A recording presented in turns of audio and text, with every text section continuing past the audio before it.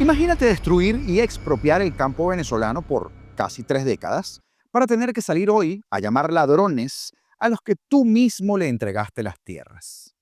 Ese es el nivel de cinismo de Jorge Rodríguez, claro está. Pero lo que da más asco no es la tiranía, es la oposición de diseño, como José Guerra, aterrizando en Maiquetía para pedir que perdonemos a los perpetradores. Hoy vamos a desenmascarar un poquito ese teatro. Ujú. También vamos a analizar el poderoso mensaje petrolero de María Corina Machado a Estados Unidos, porque después del manifiesto de Panamá llegó el pedido. María Corina Machado exige elecciones y Edmundo González ha dado un anuncio el día de hoy, así tal cual. Además, algo que te va a llenar seguramente de indignación, al igual que a mí, sabrás cómo Zapatero y Timoteo Zambrano monetizaron a los presos políticos. Imperdonable. Y mañana, wow, elecciones en Colombia. Vi un video de un streamer muy famoso de Colombia que se llama Westcol, o le dicen Westcol, y no sé si llorar o tomar un vuelo a Colombia inmediatamente y volverme loco en las calles. Pero eso te lo cuento al final. Así que, acompáñame a repasar las últimas horas y te las cuento hoy, sábado 30 de mayo de 2026. Augusto Navarro, en tu espacio que lleva por nombre Apolítico. Así comenzamos.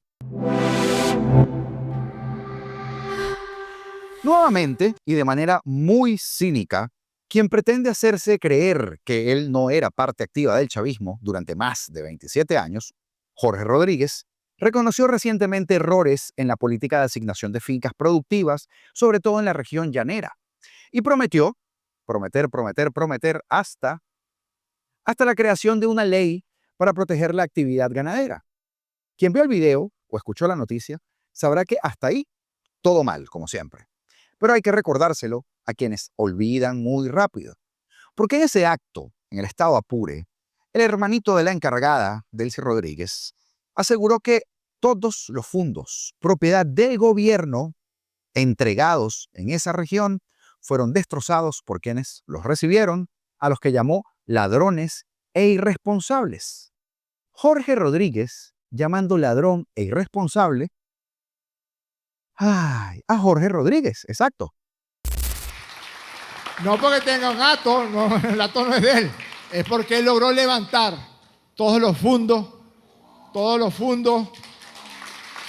de propiedad del gobierno en el estado Apure, que lo habían destrozado una cuerda de ladrones irresponsables que habíamos puesto allí a encargarse de esos fondos. Lo destrozaron.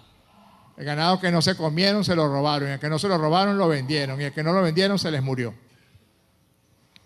Esa es la verdad. El ilegítimo diputado prometió para la segunda mitad de junio la creación de una nueva ley de actividad de protección a la actividad ganadera, una que vendría a sustituir una ley vigente de 1997. Según el Instituto Nacional de Tierras, el Estado entregó más de 446,000 títulos de adjudicación, casi medio millón, que suman más de 14 millones de hectáreas en todo el país, desde la promulgación en 2001 de la Ley de Tierras y Desarrollo Agrario impulsada por Chávez. La ONG Acceso a la Justicia asegura que estas y otras leyes crearon las vías expresas para expropiaciones en el país, y el resto ya lo sabemos, ¿verdad? Pero por su parte, el Observatorio de Derechos de Propiedad de la organización no gubernamental Sedice Libertad afirma que la normativa marcó el inicio de una etapa muy oscura de asedio institucional al campo venezolano, con resultados como inseguridad jurídica, menor inversión, caída de la producción y productores que fueron tratados como todos unos criminales. Ajá. Además, señala que la ley de tierras fue aplicada, vaya sorpresa lo que le voy a decir, como un instrumento ideológico y discrecional, que envió un mensaje que era que el derecho a la propiedad estaba condicionado a la voluntad del Estado, como todo lo que han hecho. Pero todo eso tiene una razón de ser. Miren las últimas peregrinaciones de los hermanos diabólicos estos.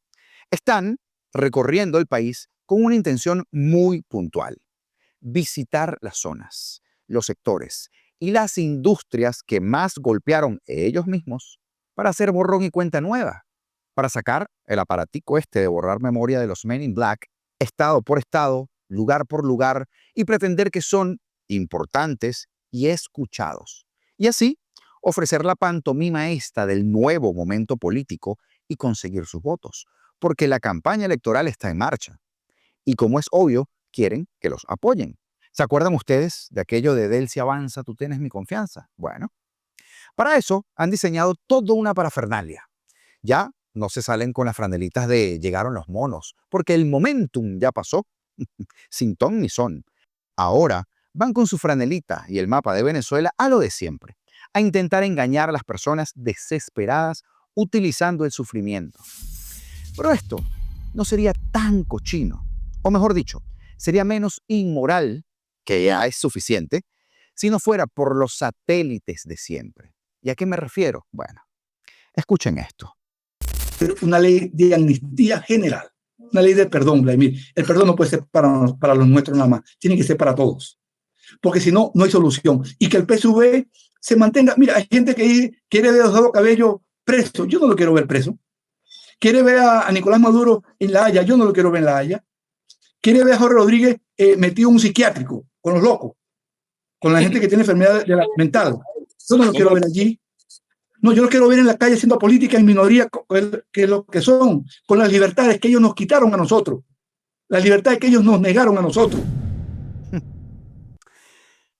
Para eso es que anuncian con bombos y con platillos los regresos a Venezuela. No, gracias. Mejor que se postule a jefe de campaña de la tiranía, que se quite la careta.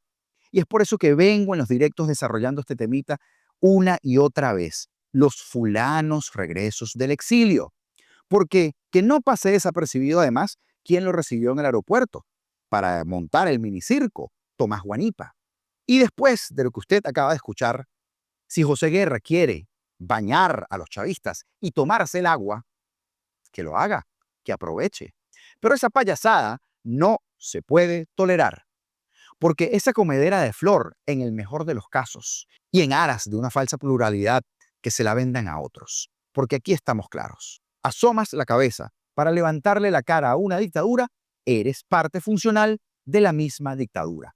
Punto. Maduro, José Guerra, Maduro no es solo que tiene que estar en la cárcel, es que la sentencia se la deberían dar en Texas, o en Florida, o en Georgia, y no en Nueva York. Y el que entendió, entendió.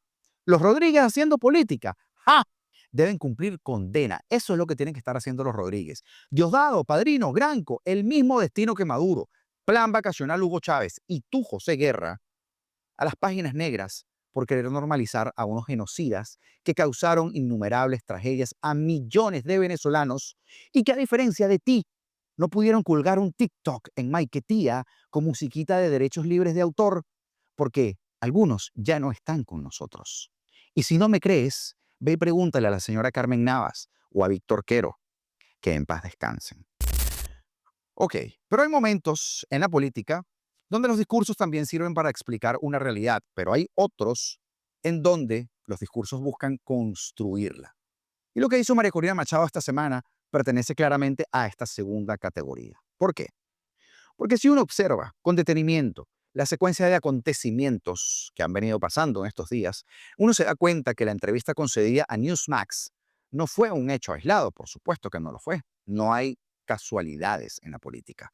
Ocurre poco después de esa presentación del Manifiesto de Panamá, ese documento que ya no habla de resistencia, ni de presión internacional, ni siquiera de una negociación abstracta.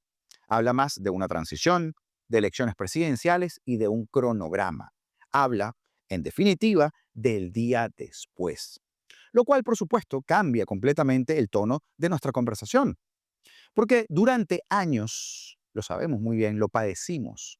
La oposición se veía obligada a hablar de supervivencia democrática, de denunciar abusos, persecuciones, fraudes, todavía se hace obviamente. Pero hoy aparece algo diferente, una narrativa que ya no está enfocada en explicar por qué el chavismo debe salir del poder, ya lo sabemos, sino cómo será el país cuando salgan.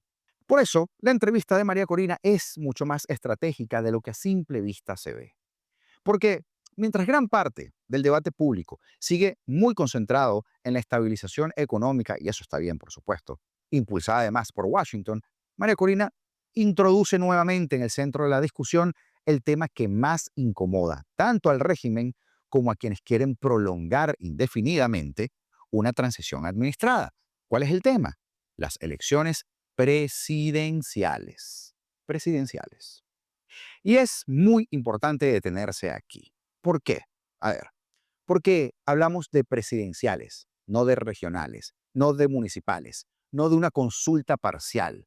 Elecciones presidenciales. Y cuando digo hablamos, me hago eco de María Corina, porque al insistir en la necesidad de una elección nacional para relegitimar el poder político, María Corina está recordando algo que algunos parecen haber olvidado. La transición no puede convertirse en un destino permanente. La estabilización era una fase. La democratización es el objetivo. Y esa es la diferencia crucial. Lo interesante, por supuesto, es que no lo hace desde la confrontación con los Estados Unidos, ni tonta que fuera, por no decir otra palabra. Todo lo contrario. Lo hace alineándose con el propio discurso de Washington, cuando ella misma recuerda que la administración Trump ha hablado de un proceso de 3 etapas: estabilización, desmontaje de estructuras represivas y democratización. Ella allí está utilizando la propia hoja de ruta de los Estados Unidos para exigir que se avance a la siguiente estación, no a una distinta. Lo vengo diciendo meses. Y es una jugada política que es inteligente porque no desafía al aliado. De hecho, le recuerda públicamente el compromiso asumido, y eso tiene un enorme valor estratégico. Pero hay un segundo elemento que quizás todavía sea más sofisticado en las últimas declaraciones. Y dígame usted si me equivoco. Puede ser, ¿cómo no? La palabra legalmente.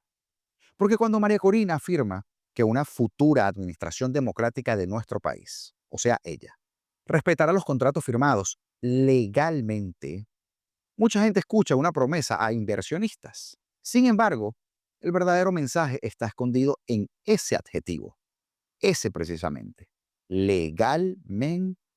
Ujú. Porque esa palabra introduce una frontera política y jurídica que hasta ahora, hasta el día de hoy, pocos se habían atrevido a dibujar con tanta claridad. Busque usted una declaración y verá. No hay muchas, pocas, ninguna. Lo que está diciendo es que la futura Venezuela respetará el Estado de Derecho, pero también está diciendo que no todo lo ocurrido durante estos años va a ser automáticamente validado. Tuché. Porque una cosa es reconocer los derechos adquiridos legalmente y otra muy distinta, que es lo que sucede hoy en día, es bendecir contratos, concesiones o acuerdos nacidos de mecanismos opacos, de asignaciones discrecionales, de corrupción o de abuso de poder. En otras palabras, María Corina está comenzando a construir esa narrativa donde la seguridad jurídica, importantísima, no implica la impunidad jurídica. Y eso es extremadamente relevante. Como les digo, está en el discurso más reciente, bueno, en la entrevista más reciente con Newsmax. Porque durante años, buena parte del ecosistema económico chavista funcionó bajo esa premisa de que algún día todo esto se iba a olvidar, sería borrado, olvidado, convalidado por pura necesidad política, así como lo está intentando José Guerra. Pero ahora aparece la dirigente diciendo exactamente lo contrario. Habrá respeto institucional, pero también habrá una diferencia entre lo legal y lo ilegal. Y esa línea divisoria puede terminar siendo una de las discusiones posiblemente más importantes de toda la transición. Ahí hay sustento en la conversación y en el debate. Porque la noticia no es la entrevista, la noticia tampoco es una buena promesa a los inversionistas, claro que no. La noticia es que después, quizá del manifiesto de Panamá o de los pasos que se habían cumplido, no lo sé, María Corina comienza a actuar como una dirigente que ya está pensando en las condiciones políticas, jurídicas y económicas del próximo gobierno, lo que apunta a ser de ella, y así lo manifiesta. Y eso supone un rumbo importante. Porque mientras el régimen sigue intentando administrar la transición, ella intenta definir la transición. Y mientras muchos por allí hablan de estabilidad, María Corina vuelve a hablar de legitimidad, sumamente importante no olvidar esto. Mientras otros hablan de petróleo, de inversiones, de crecimiento, ella vuelve a colocar sobre la mesa la pregunta fundamental: ¿cuándo votan los venezolanos para elegir a un presidente legítimo? Y esa pregunta, más temprano que tarde, va a terminar convirtiéndose en el centro de toda la discusión política de nuestro país. Ya lo vamos a ver. Porque la estabilización puede administrarse, la economía se puede negociar, los acuerdos se pueden revisar. Pero una transición democrática verdadera siempre termina enfrentándose a la misma prueba: las urnas. Y precisamente hacia allí parece estar apuntando María Corina ya. Y ya les cuento lo de Timoteo Zambrano también, y Zapatero. Pero antes, quería darle las gracias, como siempre, a todos nuestros miembros por ser parte de esta comunidad, a quienes nos mandan sus mensajes de tanto cariño, quienes nos hacen sus contribuciones vía superchats o vía super thanks, y por supuesto que a todos los que están aquí, a ti que estás mirando el video en este momento, porque nada tendría sentido sin ustedes. Los invito, por supuesto, como siempre, a que dejen su like o a que se suscriban si no lo han hecho todavía, porque de esa manera, créanme que nos ayudan muchísimo a seguir creciendo y a que sigamos haciendo este trabajo, y que además nuestra voz llegue a más rincones. Continuamos. Ahora, esto indigna, y esto indigna mucho, porque hay una diferencia muy grande entre negociar la libertad de un preso político y convertir la libertad en una mercancía. La primera es una labor humanitaria, pero la segunda es una perversión moral tan profunda que termina pareciéndose demasiado a aquello que supuestamente se pretende combatir, en palabras del propio Zapatero. Ya usted sabe para dónde voy. Y es que precisamente eso es lo que vuelve tan explosivo el testimonio que acaba de volver a colocar sobre la mesa Rosmith Mantilla. Porque Rosmith no está denunciando simplemente a Nicolás Maduro, no está tampoco hablando únicamente del SEBIN, del DGCIN, del helicoide o de las cárceles políticas del chavismo, las mazmorras. Lo que está denunciando es algo mucho más incómodo para una parte de la oposición venezolana: la existencia de una estructura que, según nos relata y que sabemos, convirtió el sufrimiento de los presos políticos en una moneda de negociación. Asimismo, una especie de mercado humano, donde cada excarcelación tenía un valor político, donde cada liberación servía para construir poder y donde algunos actores terminaron obteniendo protagonismo precisamente porque los presos seguían existiendo. Y no eran los que dice Jorge Rodríguez, no precisamente. Y en el centro de esa acusación aparecen dos nombres: Zapatero, José Luis Rodríguez Zapatero, que ya se los decía, y Timoteo Zambrano. Ajá. Porque durante años Zapatero logró instalarse en ese imaginario internacional como el gran mediador venezolano, el hombre del diálogo, el facilitador, el puente entre las partes. Pero cada vez que el régimen enfrentaba una crisis, cada vez que aumentaba la presión internacional y cada vez que el costo político de mantener presos políticos comenzaba a resultar demasiado alto, ¿quién aparecía? Ajá, Zapatero, ofreciendo conversaciones, acuerdos y fórmulas de entendimiento. Claro, cómo no. Pero el problema con estos mediadores es que eventualmente uno termina preguntándose algo muy importante: ¿cuáles fueron exactamente los resultados de tanta mediación? Y a que no te responden. Porque después de años de diálogo, Venezuela siguió teniendo presos políticos, cientos, miles de presos políticos. Siguió teniendo torturas, siguió teniendo persecución, siguió teniendo millones de exiliados. Y hoy sabemos además que el mismísimo Zapatero, que hablaba de derechos humanos, está siendo investigado en España por redes de tráfico de influencias, operaciones petroleras, sociedades offshore y relaciones privilegiadas con figuras centrales del chavismo, incluida la monarca, la dama, Delcy Rodríguez.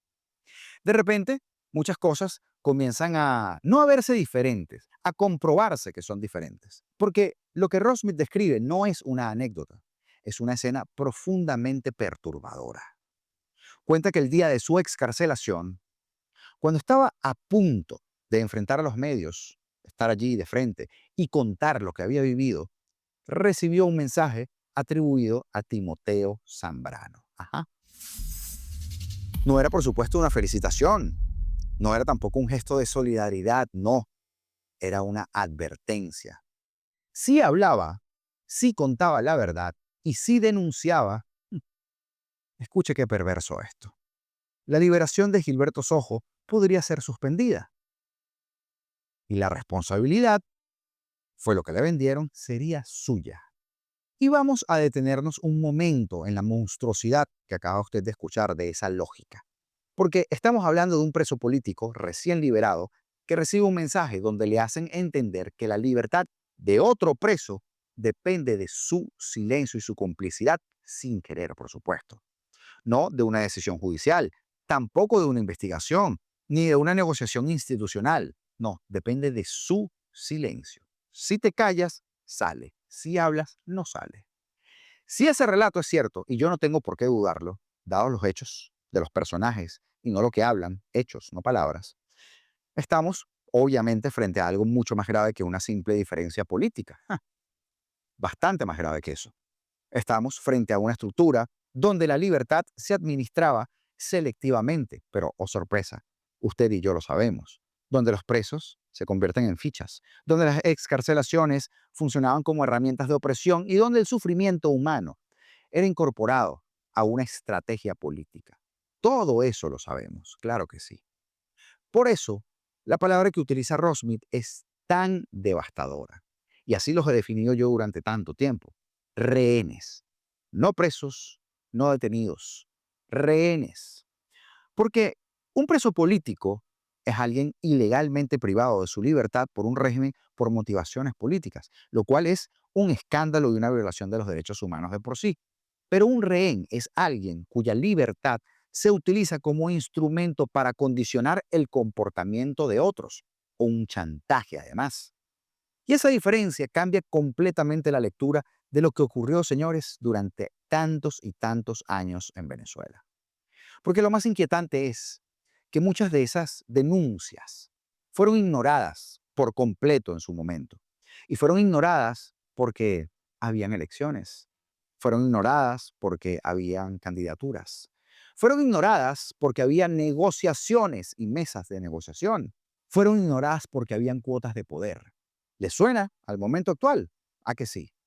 Y es que todavía existe una narrativa según la cual cualquier cuestionamiento a determinados actores políticos amenaza la famosa unidad de Venezuela. La palabra mágica que durante años sirvió para justificar absolutamente todo, unidad. Incluso callar frente a las cosas que jamás se debieron callar o que jamás debieron callarse. Y hoy, cuando vemos a Zapatero frente a investigaciones judiciales por esas declaraciones, por esos operadores financieros, los empresarios venezolanos mezclados, las estructuras vinculadas a petróleos de Venezuela, resulta inevitable mirar hacia atrás y preguntarse cuántas de aquellas denuncias fueron descartadas no porque fueran falsas, sino porque eran muy incómodas. ¿Cuántas? Porque chocaban contra intereses de ciertos sectores, porque amenazaban los fulanos equilibrios políticos. Una de las cosas realmente importantes también de ese testimonio de Rossmith no es solamente, que es bastante grave, lo que dice sobre Zambrano, Timoteo Zambrano, el flamante embajador ante España, o casualidad. Es lo que revela sobre una época, esa época en la que el régimen encarcelaba a venezolanos, los secuestraba, los torturaba, y así una serie de intermediarios construían influencia alrededor de sus liberaciones. Una época donde algunos parecían necesitar que existieran los presos para poder seguir desempeñando ese papel de salvadores. ¿Ya me entiende? Una época donde la libertad también dejó de ser un derecho y comenzó a convertirse en otra herramienta de negociación. Todo, todo lo hizo el chavismo. Quizá por eso estas declaraciones de Rossmith generan tanta incomodidad, porque obligan a revisar uno de los capítulos más oscuros y menos discutidos de la historia reciente venezolana. Nos falta mucho por hablar de este tema. Y por supuesto, no me refiero al de los carceleros, porque ese ya lo conocemos también, sino el de quienes, según estas denuncias, aprendieron a convivir demasiado bien con la existencia de secuestrados en mazmorras del régimen. Y cuando alguien hace carrera política, usted sabe, administrando rehenes, la línea que los separa de quienes los tomaron cautivos empieza a volverse prácticamente peligrosamente muy delgada. Para que sepas, José Guerra, para que sepas. Y no se te olvide. Y el libreto del socialismo del siglo XXI no cambia, sino que se traslada de frontera, porque lo que hoy está pasando en Colombia, a poco de las elecciones, ya no es una alerta temprana, más bien tarde. Es una realidad criminal ejecutada a plena luz del día ante la mirada complaciente de quienes deberían garantizar la democracia. Porque las garras de la extrema izquierda, apadrinadas por el terrorismo, se están cerrando acerca del futuro de Colombia.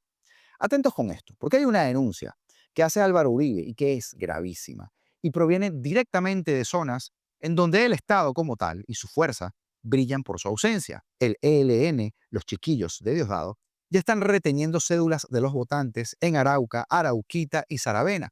Y no es un secreto, más bien un secreto a voces.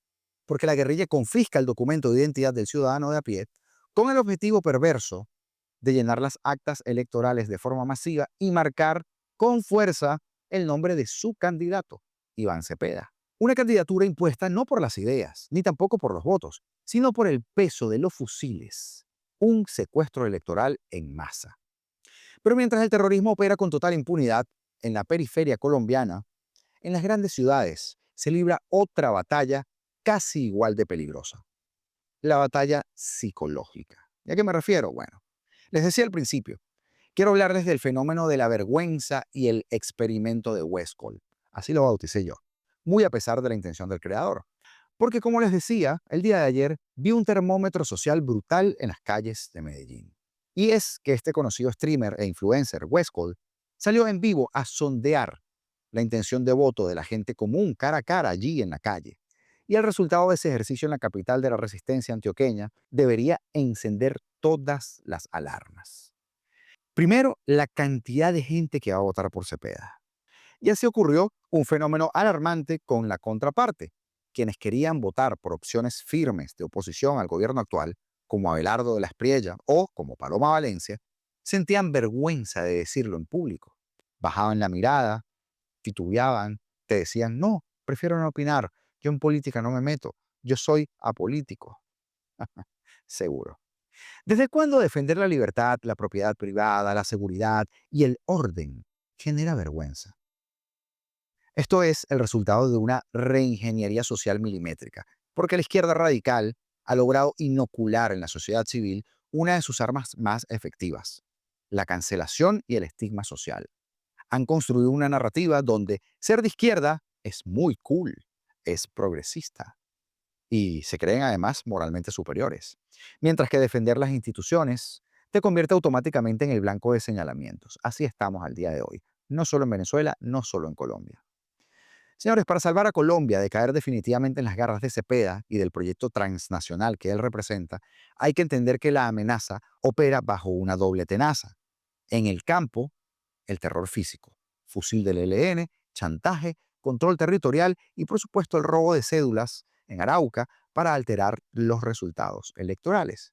Pero en la ciudad, el terror psicológico, el miedo al rechazo, a la autocensura del ciudadano honesto y el voto vergonzante, ese que prefiere callarse y ocultarse para evitar problemas en el entorno. Video muy interesante además.